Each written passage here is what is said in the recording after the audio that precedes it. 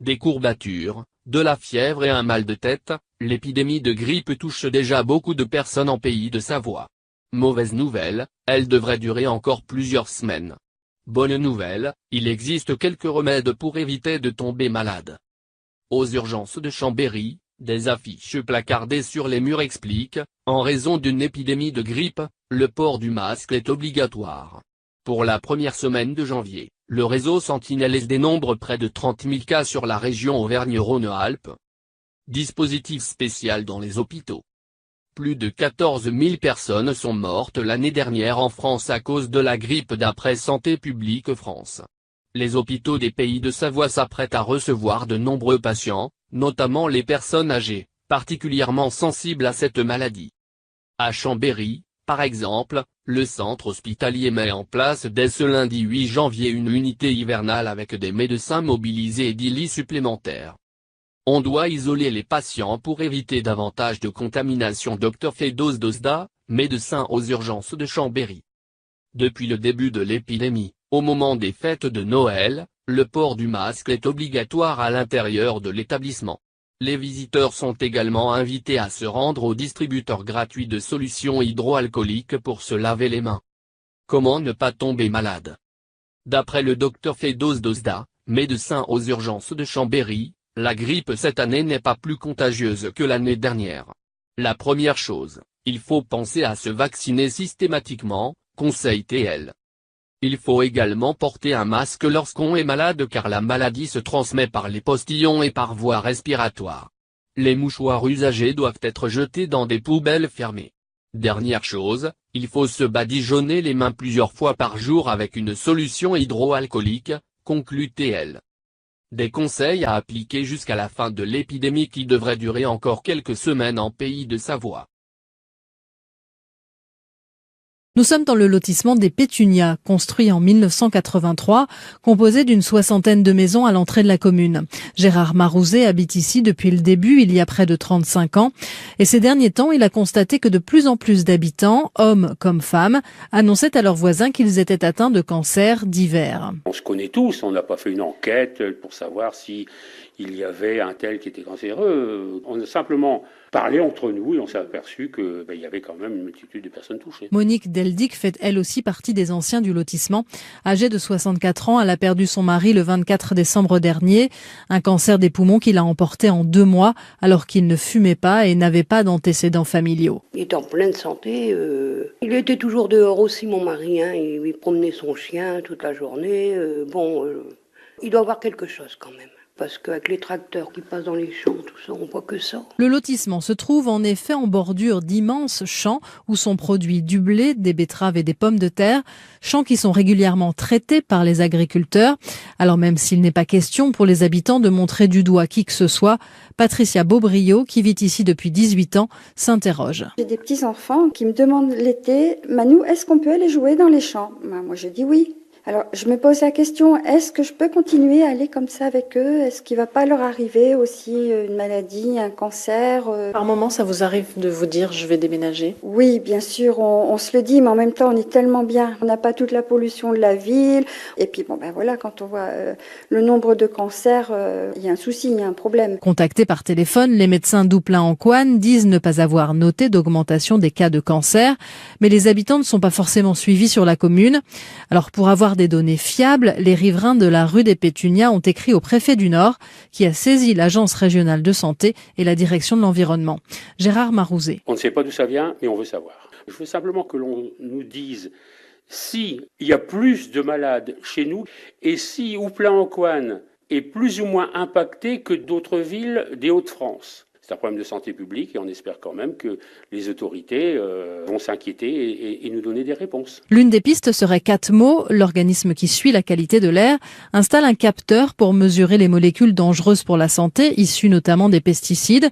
Une étude en zone rurale doit en effet commencer d'ici au mois d'avril, mais ce n'est a priori pas Ouplain-en-Couanne qui a été choisi. Bonjour Ségolène Novian. Bonjour. Vous êtes devenue en l'espace de 3 semaines l'une des porte-paroles de ces familles touchées par ce problème sanitaire. On va rappeler que tout démarre début décembre quand la Direction générale de la santé demande le retrait de premiers lots de lait pour bébés de chez Lactalis, des produits fabriqués à Cran en Mayenne. À ce moment-là, on parle de 20 nourrissons contaminés. Mais pour vous, depuis quand les problèmes de santé de votre fils ont commencé ? Moi, écoutez, c'est depuis début décembre, depuis le lendemain en fait des premiers appels. Pour que nos auditeurs comprennent bien et mesurent la situation où vous vivez, quels sont les symptômes qu'a subi le petit ? Alors, forte fièvre, bébé fébrile qui ne mange plus, déshydratation, diarrhée, j'ai eu du sang dans les selles, j'ai eu des rictorragies également, donc des hémorragies par les fesses, des grosses douleurs abdominales, des nausées. C'était assez compliqué à gérer. Et comment va-t-il aujourd'hui ? Est-ce qu'il peut garder des complications de cette situation ? Alors non, normalement il n'y a pas de séquelles. Par contre, il est toujours malade. Ça fait 1 mois que ça dure. On en a la 3e hospitalisation et en fait les traitements sont pas adaptés ou on me le soigne mal. Mais en attendant, il est toujours malade. J'ai toujours les diarrhées. Tous les 2 jours, j'ai des gros pics de fièvre à plus de 39, à plus de 40 parfois. Donc c'est toujours pas ça quoi. Le ministère de la Santé parle d'une 30aine de bébés contaminés. À votre connaissance, y a-t-il d'autres cas que le vôtre dans la région toulousaine et ses départements voisins ? Oh oui, alors au niveau de l'association, donc en fait je suis la cofondatrice de l'association et la vice-présidente. Au niveau de l'association, dans la région de Toulouse, on a 150 familles touchées. Donc au niveau de la France, on a plus de 3000 familles pour l'instant de bébés vraiment malades, donc hospitalisés déclarés. Et bébés non hospitalisés, donc non déclarés en gastro, ou choses comme ça, mais qui ont exactement les mêmes symptômes que les nôtres, on est à plus de 3000. Donc ce sont les personnes qui vous ont déjà contacté, et effectivement il faut faire le distinguo entre ceux qui, comme votre fils, ont eu véritablement un diagnostic posé de salmonellose et ceux qui ont, vous le disiez, des symptômes très très voisins. Vous écoutez Alors le problème qu'on a eu, c'est que donc justement on a du mal à faire diagnostiquer les salmonelloses. Tout simplement parce que les médecins estiment que donc la seule manière en fait de détecter cette salmonellose, c'est par une coproculture, par une analyse des couches, des selles, et en fait les médecins estiment que c'est pas systématique et que c'est pas obligatoire. Seulement, comment voulez-vous diagnostiquer la salmonellose chez un enfant si les tests ne sont pas faits? Alors, donc c'est pour ça qu'on ne sait pas exactement et approximativement le nombre de malades qu'on a. pour ceux qui viennent de nous rejoindre, l'invité de France Bleu Occitanie matin à 7h54, c'est Ségolène Novian, maman d'un petit garçon malade à cause du lait Lactalis. Elle répond à Stéphanie Morin. Comment jugez-vous, Ségolène Novian, l'attitude du groupe Lactalis et des autorités sanitaires depuis la révélation de cette contamination ? Écoutez, je trouve qu'ils sont très laxistes, autant d'un côté que de l'autre. Il y a une désinformation totale, une opacité totale sur tout ce qui se passe. On a eu 5 lots de retirés discrètement qui n'ont pas été annoncés. On a des centres Leclerc, Cora, etc. qui continuent à vendre du lait contaminé parce que leur liste n'était pas à jour. Oui, alors effectivement, on va là aussi replacer, on l'a entendu à 7h30 dans le journal, la chaîne de grande distribution Leclerc qui a effectivement annoncé qu'un millier de produits avaient été vendus ces dernières semaines dans des magasins qui n'avaient pas appliqué toutes les rappels de rigueur. Exact, et c'est parce que leur liste n'était pas à jour. Moi, j'ai eu le cas avec un centre Leclerc, donc de chez mes parents, un petit centre Leclerc dans les Vosges, et il a fallu que moi je leur transmette la liste que j'avais avec l'association parce que la leur n'était vraiment pas à jour. Ça veut dire quoi, que pour vous, la chaîne d'information, d'alerte ou de sécurité, elle ne marche pas en France ? C'est pas que ça marche pas, c'est que c'est mal fait, qu'on retire des lots discrètement, qu'il y a une désinformation totale parce que on sait que c'est une grosse crise sanitaire. On parle beaucoup de la France, mais il faut savoir que ça touche aussi 45 pays. Il y a des malades dans tous les pays. On a des messages d'Espagne, de Belgique, d'un peu partout. Donc nous, on ne gère que la France parce que sinon c'est totalement ingérable. Mais il y a énormément d'enfants malades de partout. Donc ils savent qu'il y a beaucoup d'enjeux derrière, qu'ils vont perdre beaucoup de choses. Et donc du coup, les choses sont très mal faites. Votre association a commencé à déposer plainte face à cette situation. Il y a une enquête qui est ouverte. Qu'attendez-vous de la justice, de l'État et aussi de Lactalis ? Alors déjà, on attend qu'ils prennent leurs responsabilités, c'est-à-dire qu'on leur demande pas grand-chose. C'est vraiment qu'ils prennent le temps de fermer l'usine totalement, de tout désinfecter et de désinfecter tous les sites parce qu'il y a eu en plus des prélèvements sur d'autres sites qui ont été également positifs depuis quelques années. Donc vraiment que tout soit vérifié, tout soit nettoyé, qu'on reparte sur des bases saines et propres et qu'on ait la totale transparence en fait sur la fabrication, sur tout le process de fabrication et sur les contrôles. qu'on puisse savoir exactement ce qu'on donne à manger à nos enfants et surtout que ce soit de la nourriture saine et non empoisonnée avec des bactéries en tout genre.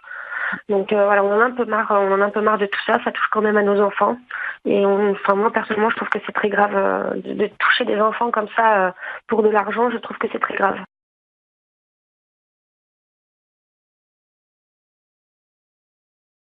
Michel-Édouard Liclair, patron de l'enseigne qui a commercialisé dans certains de ses magasins des reliquats de produits Lactalis concernés par le rappel du 21 décembre, reconnaît mercredi un bug inadmissible et a présenté ses excuses aux clients. Je ne peux que constater et confirmer l'existence de défaillances dans les opérations de retrait effectuées par certains magasins de notre enseigne, a écrit sur son blog mardi soir le patron de l'enseigne Liclair, Michel-Édouard Liclair, qui reconnaît un bug inadmissible. Je présente nos sincères excuses aux clients qui seraient concernés par cette affaire, a-t-il ajouté. En dépit du rappel de produits lancé à la suite de la découverte d'une contamination au salmonelle, 984 produits Lactalis ont été vendus après le rappel dans plusieurs magasins. Le gouvernement s'en mêle. Il faudra déterminer les responsabilités et ça, ce sera fait avec la plus grande, je l'espère, rapidité et sévérité si les responsabilités sont avérées, a déclaré sur CLI mercredi matin Benjamin Griveaux, porte-parole du gouvernement, qui a rappelé qu'un numéro vert 017153512 avait été ouvert. Les boîtes concernées par le rappel ont été achetées par 782 clients. À partir d'une analyse des tickets de caisse, 602 acheteurs ont déjà été identifiés, et la moitié d'entre eux ont déjà été appelés, a précisé Michel-Édouard Liclair. Lactalis a procédé au rappel de l'ensemble de ses laits et autres produits infantiles produits dans son usine de Crahan depuis février 2017 après la découverte d'une contamination au salmonelle. Voir notre dossier sur l'affaire Lactalis.